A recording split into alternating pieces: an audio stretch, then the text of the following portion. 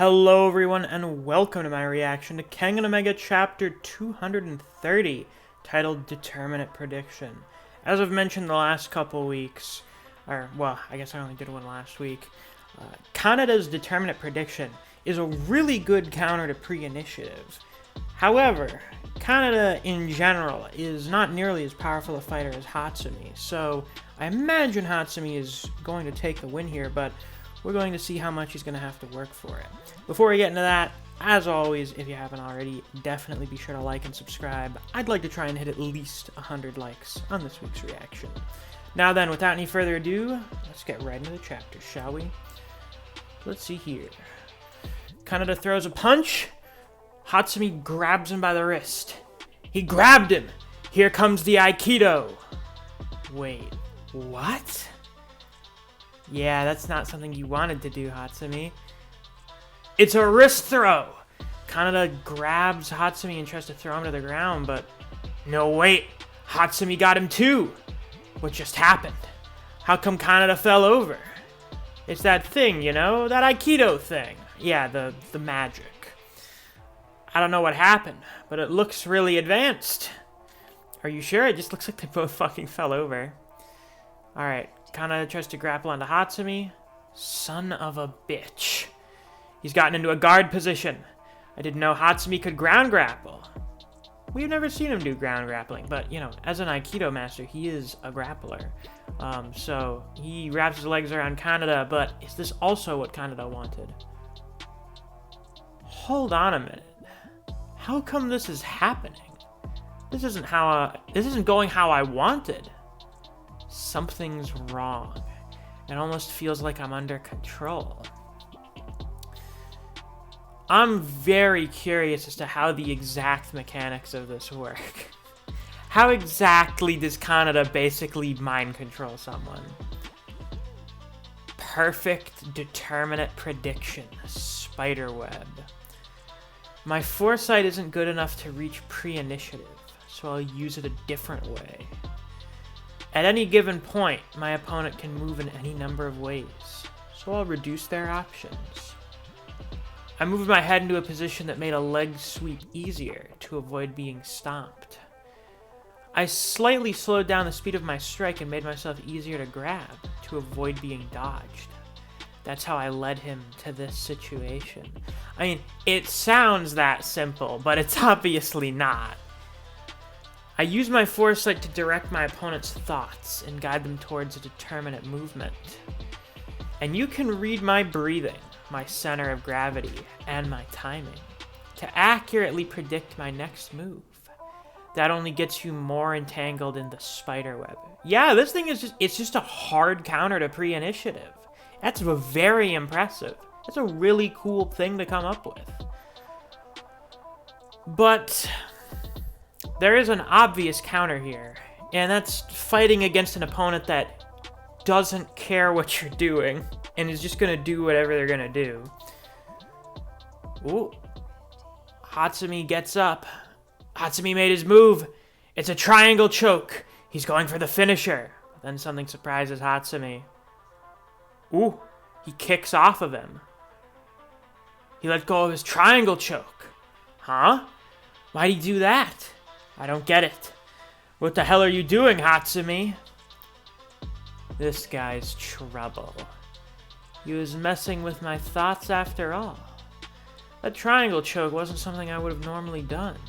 He was leading me by the nose. That was a close one. There's some sort of wound on Hatsumi's chest. Some kind of bruise or something. What did he try to hit him with? Kujin-style organ breaker. Oh. Well, that's a pretty self-explanatory name.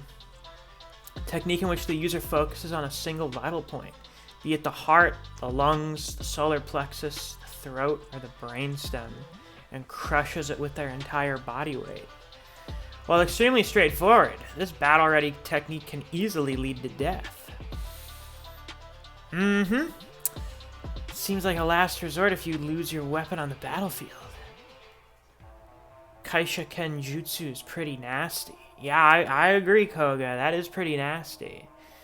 But, you know, Hatsumi managed to break out of it, and now he understands what the situation is here, so is he going to change what he's doing?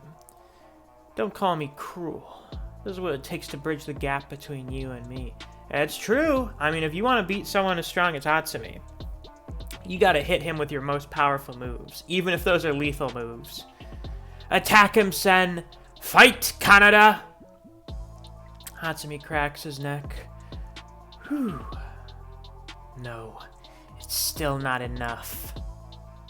I have to get him to fall deeper into my rut of determinate prediction until he's completely helpless. Go ahead.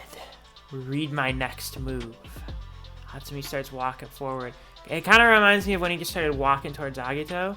Then something happens that shocks Kaneda, shocks everyone. He's moving slowly. Even my grandpa moves faster than that. Hatsumi, stop messing around. He's just ever so slowly sticking his hand out at Kaneda. Is this baiting Kaneda now? Now's your chance, Kaneda. Break his arm. It's his fault for screwing around. He notices something, and then the people get shocked. Huh? He's dodging it slowly. Wait, why? Are you two caught in a time vortex or something? Hey, maybe they're moving so fast, they look like they're moving slow to us. No. No, they're just moving really slow on purpose. Whew, this fight is just incomprehensible. It's like the prog rock of fighting. They're testing each other's patience. Oh, I see. So instead of just standing around because the fight hasn't started, they're just moving as slow as possible to bait a counter. Kaneda wants Hatsumi to read his movements. Well, Hatsumi doesn't want Kaneda to read his. They're trying to bait each other into making the first move. Interesting. They may be moving slowly, but they've got blades pointed at each other. Which one of them will read the other first? That's a great question, and that's also the end of the chapter.